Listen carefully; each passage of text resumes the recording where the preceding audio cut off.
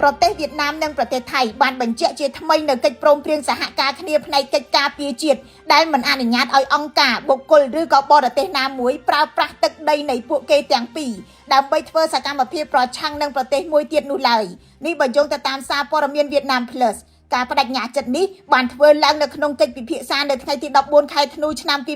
2025រវាងរដ្ឋមន្ត្រីការបរទេសវៀតណាមលោកលេហ៊ុយទ្រុងនិងរដ្ឋមន្ត្រីការបរទេសថៃលោកស៊ីហាសាភួងកិតកែវនៅក្នុងប្រទេសថៃ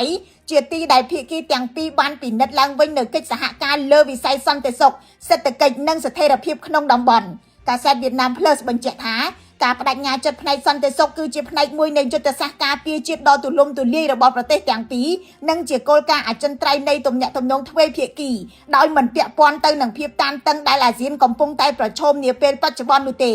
កាសែតដដែលនេះរាយការណ៍ថាទីភ្នាក់ងារការពារជាតិនិងសន្តិសុខមកពីប្រទេសទាំងពីរកំពុងធ្វើការយ៉ាងជិតស្និទ្ធនិងមានប្រសិទ្ធភាពក្រោមកិច្ចព្រមព្រៀងរួមគ្នាប្រឆាំងនឹងឧក្រិដ្ឋកម្មឆ្លងដែនការជួញដូរគ្រឿងញៀននិងឧក្រិដ្ឋកម្មបច្ចេកវិទ្យាការពិភាក្សារវាងថៃនិងវៀតណាមក៏ផ្ដោតផងដែរទៅលើអតិភិបសេដ្ឋកិច្ចភាគីទាំងពីរបានបញ្ជាក់ជាថ្មីនៅគោលដៅនៃការជំរុញពាណិជ្ជកម្មឲ្យដល់$25,000 លានអាមេរិកនិងបានព្រមព្រៀងគ្នាពង្រីកការសហការក្នុងវិស័យថាមពលសេដ្ឋកិច្ច Digital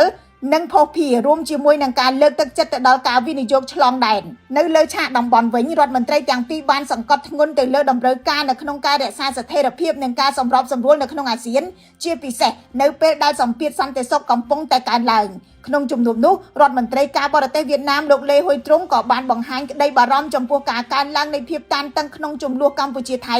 និងបានជំរុញឲ្យអត់ធ្មត់ខ្ញុំរស់សុធាពី News Today NTTV